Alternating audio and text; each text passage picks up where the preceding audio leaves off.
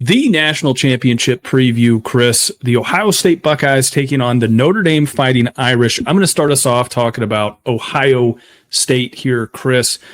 Look, Ohio State has been one of the hottest teams since they got into the playoffs. Now, they kind of cooled off for the first 3.5 quarters, I felt like, against Texas. Obviously, it was kind of boring to kind of start the game off, went back, forth. And right before halftime there, Ohio State kicked it into another drive right as Texas started responding to them. And it just seemed like every time Texas would do something, Ohio State would match it and just keep putting the pressure on Texas. Ultimately, that game came down to probably the last 4 minutes. Texas was driving. Quinn Ewers on that gotta-have-it 4th down and goal situation took a sack, fumbled it. Jack Sawyer picked it up, ran it back to the crib, and that was all she wrote. So what does this mean when they come in and they play a team like Notre Dame, who we know Chris is going to talk about here in a minute, who's played great on the defensive side of the ball? Offensively, they've been able to do a lot of great things as well. Look, I think Ohio State, simply put, with Will Howard in these playoffs, Jeremiah Smith, who really wasn't that big of a factor in this game, but can be when you try to script him into games, when you try to get him touches, they're the most dominant team in the country this year when they want to be. And they've proven it throughout the playoffs and who they've played and how they've gone about playing. I think, the big question to me in this game, Chris, is going to be Ohio State's defense taking on Notre Dame's offense. We know Ohio State has just as good of a defense as Notre Dame, if not better, right? We know Notre Dame's offense at times has been a little suspect, but again, in the playoffs, they've done everything asked of them against the competition they've played. So shout out to Marcus Freeman and that team being prepared. I think that's really where this game kind of comes down to. On the other side, Will Howard and this team, I think there's too many weapons to be able to try to contain. If you're Ohio State, this is the game where you got to have it. This is the game where Will Howard has got to be able to get the ball to Jeremiah Smith, right? You got to be able to create matchups. You got to be able to get the ball to him, make those things happen. If Notre Dame's able to take that away, just like Texas did, can they run the football?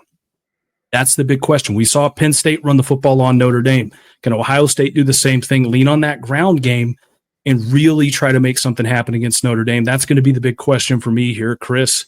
I want to hear a little more about Notre Dame. Yeah, I gotta say this first off. What a year for Marcus Freeman and the Fighting Irish. This season's been a hell of a year. Proved a lot of doubters wrong, including me, with this run. As far as the game goes last week against Penn State, probably one of the best games all year long. That was a great game from start to finish.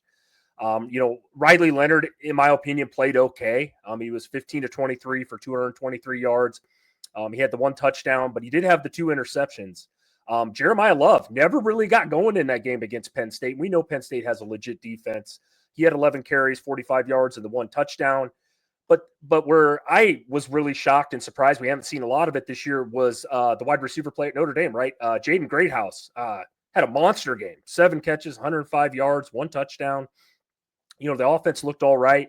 Defensively, though, I would say Notre Dame, we've talked about it all year long, probably has the best secondary in the country. They did a hell of a job against Drew Aller, dude. Drew Aller was red hot coming into that game, Christian. They only allowed 135 yards through the air. Obviously, Aller threw that 1 costly TD there at the end, which honestly cost Penn State there. But where I'm a little concerned here, and you touched on it just briefly there, Notre Dame's run defense, which we know is really good, they gave up over 204 yards to the Nittany Lions. Now, yes, Penn State has one of the best offensive lines in the country.